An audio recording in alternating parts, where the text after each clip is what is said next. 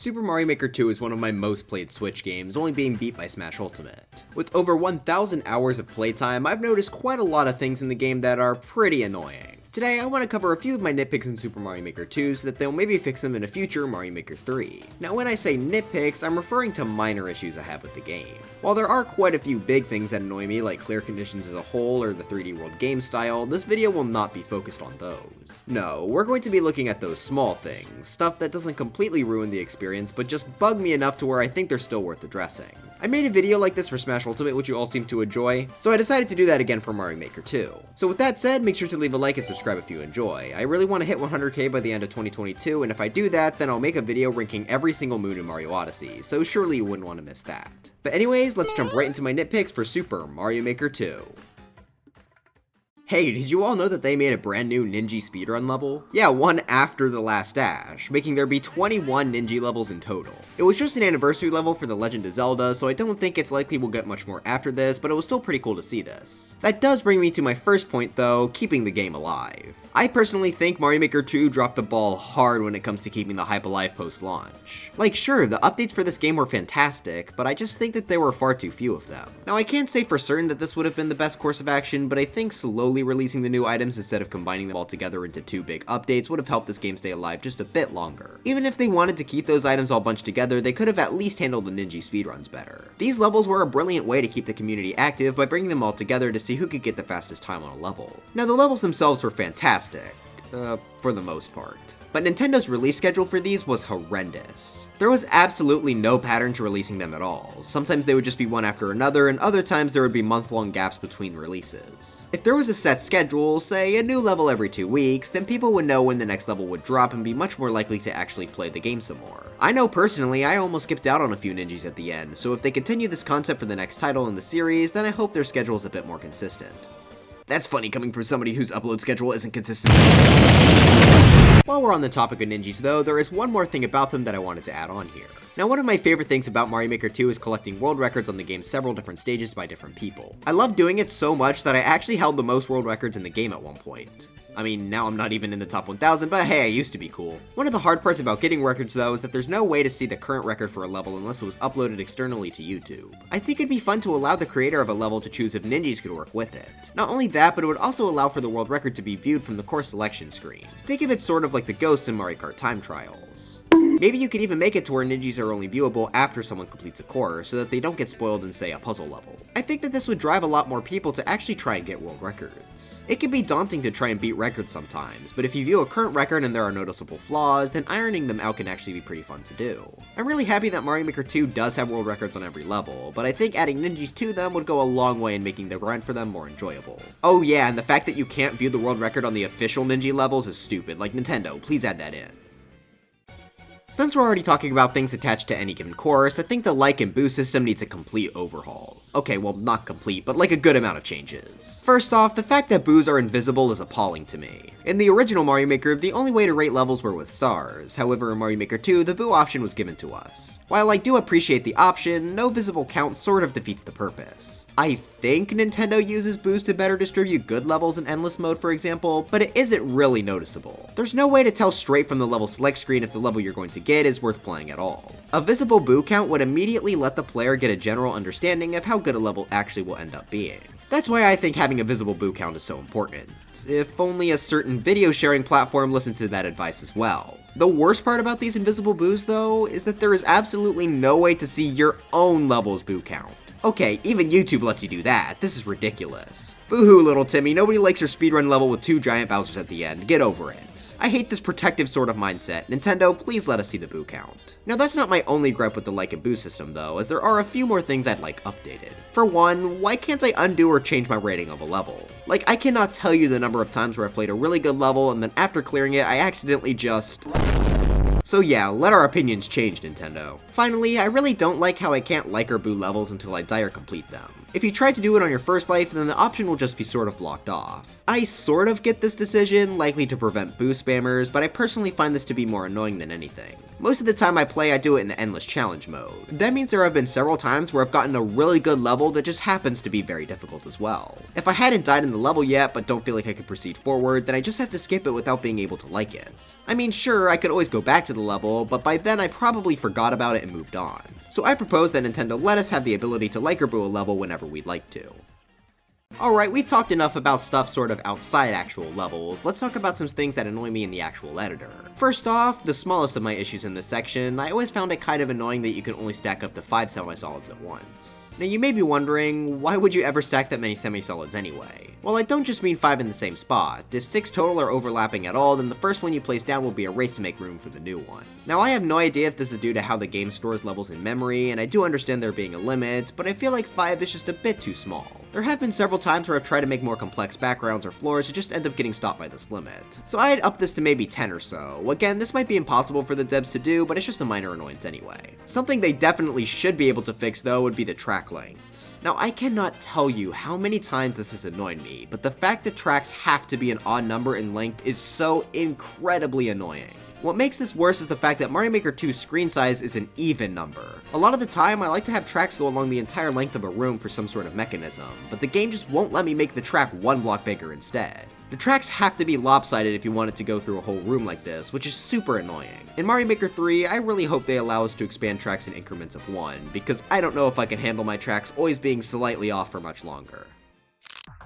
Alright, well, I don't want to use up all of my editor nitpicks too quickly here, so let's go ahead and talk about the game's terrible search engine. Okay, well, I do think that's a bit harsh. I think having codes for levels is actually pretty good, and the tags you can use to search for levels as well help a ton. However, with so many new ways to filter levels, there's seriously still no way to just search by level name. Like, I get that some levels could end up having the same name, but that's what the codes are for. Searching for levels with certain names should be used to find levels with certain concepts, but not specific levels themselves. For example, maybe I want to listen to a song and see how it was done in Mario Maker. Instead of having to go to YouTube, the game itself would actually allow me to find levels that I'm looking for. I think that would go a long way in helping players find levels they actually want to play. Oh, and also let us search for nighttime levels as well. Due to how much they changed the gameplay, it makes sense for them to be a filter alongside the normal level themes already in the game. However, neither of these problems even compare to how horrible the superworld search is. You want to know why it's so terrible? Well, it's because there literally isn't a search. Listen, I get that it may be more difficult to make them for superworlds considering the levels within them have a high chance of being quite different from one another, but you could have at the very least let us filter superworlds based on their level count. There have been so many times where I've wanted to just play a quick little world, but I wouldn't be able to find any since this game would never give me any. On top of that, why not let superworlds also have tags? That way you could look for, say, a traditional world, a puzzle world, a kaizo world, or whatever else. Anything would be better than endlessly spamming refresh to maybe get a world you're happy with. You know what, I actually have a few more things to talk about superworlds, so let's take a look at those. Now I've mentioned this in older videos, but the fact that you can only upload one superworld per account brings the whole concept down a ton for me. Sure, you can make up to 6, but the fact that you can only really upload one forces the creator to not really experiment that much. They only get one shot at this, and sure, you may be able to delete and re-upload it later, but I think part of the fun of the Mario Maker series is being able to feel free to make whatever you want. The current system adds a ton of pressure to creators to make the absolute most perfect superworld possible, which I personally find to be a bit too much, and it's in part why I haven't made one myself. Not only is this bad for perfectionism's sake, but many people make several different types of levels as well, and thus maybe want to make different types of superworlds. What if I wanted to create a fun traditional superworld, but also a really difficult kaizo one? I'd have to choose between one or the other, which I think is really unfortunate. I'd say upping this count, even by only one, would help this feature have so much more freedom behind it. Now this does lead to another issue I have, though it is much smaller. Since each user can only upload one superworld, I guess Nintendo thought it would be a good idea to just force the names of every superworld to be in the same format, Super Username World. Why not just let us name them? Not only would that give much more personality to what's essentially your own Mario game, but it could also help tell people what your world is about. You get zero information based on a player's username. Okay, well sometimes you could tell who the little Timmies are, but you get the— Overall, while I'm happy Superworlds made it into Mario Maker 2, I think significant improvements need to be made to the online portion of the mode. Now I said that I wouldn't really focus on all of my issues I have with the 3D world style as a whole, since that's much more of an actual problem than a simple nitpick, but there is one thing I wanted to mention here. Out of all of the game styles in Mario Maker 2, 3D World is the only one to not have enemy stacking, despite it also being the only one to have it in the source game. Enemy stacking is immensely helpful in creating complex levels, or heck, even just simple ones. I'm sure the reason they don't stack is due to 3D World being a bit more complex, but they really couldn't have made at least Goombas stack on each other. Hopefully they go through the effort of adding in this feature for the next title, but speaking of stacking, I actually have another problem with it. So the way it's implemented into the game now is an enemy will automatically stack onto another if placed on top of it in the editor. While this does make this pretty simple to use, there's really no way of unstacking enemies without moving them to different tiles. I think putting an option in this menu to disable stacking for a specific item could be very helpful in circumstances where I want to put several enemies into one spot without accidentally stacking them. Piranha plants are especially painful to stack, though in a different way than the others. In this game, piranha plants are given the ability to cling to walls and ceilings. However, that is given priority over stacking 100% of the time. I really wish there was some way to disable the wall cling of the plants to make it stay in a stack. In my spike ball level, I had to give piranha plants wings in order to keep them off the walls, which I guess sort of works, but it changes their properties in the process. You can also give enemies parachutes to stop them from stacking, but again, that changes the properties of the enemy to something you may not want. For all those reasons, I think it's pretty important that they add some sort of enemy stacking toggle for the next game. Okay, one more editor nitpick that has to do with one of my absolute favorite new features of Mario Maker 2, the scroll stop. For those of you who suck at making levels, this basically will allow the screen to stop scrolling after a certain point. The way this was done, however, bothers me a little bit. The only way to activate scroll stop is by completely filling a level's horizontal or vertical plane where you want the screen to stop. I find this to be much more tedious than it needs to be. Why not just let it activate by simply having a wall meet a ceiling and a floor? This would be especially helpful for vertical scroll stops, as the only way to normally do this is by filling the entire stage with a row of ground or hard blocks. If all we had to do was this, not only would it make it much faster, but it'd let the rest of your level be much more open, as you wouldn't have to worry about it also needing the same roof size. Aside from that, scroll stop works pretty well. It would be nice if it worked with other blocks like ice or bricks, but I'm fine with the two we have now. And to finish off this video, let's rapid fire through a bunch of nitpicks that didn't really fit into any of the categories I had.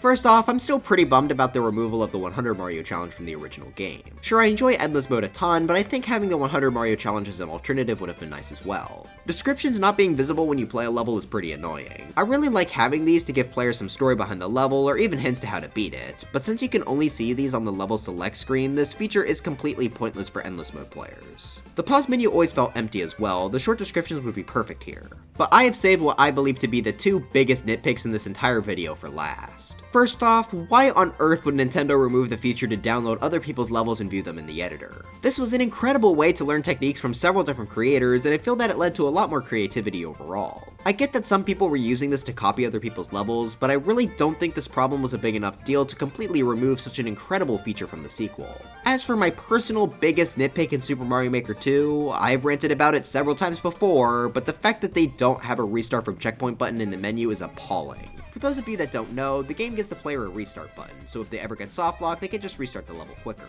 While this works great for levels without checkpoints, they never added an option to respawn at a level's checkpoint.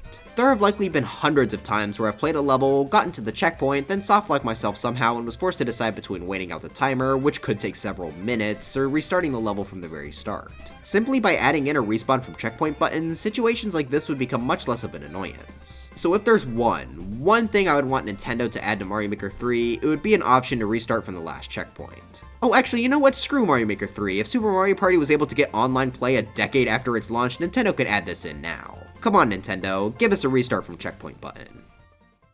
But anyways, that's it for this video. I enjoyed, well, I don't know if that's the right word, but I enjoyed searching for these nitpicks. So if you like this video, please make sure to let me know. Oh yeah, one more nitpick before we end actually. Thanks Nintendo Online servers for crashing right as I was trying to get footage for this video. That was very awesome. Anyway, I have a lot of big video ideas coming up, so this is more of a shorter one before I can actually get to making all of those, so make sure to subscribe in order to not miss those when they release. Dry bones for Smash, and I'll see you guys next time.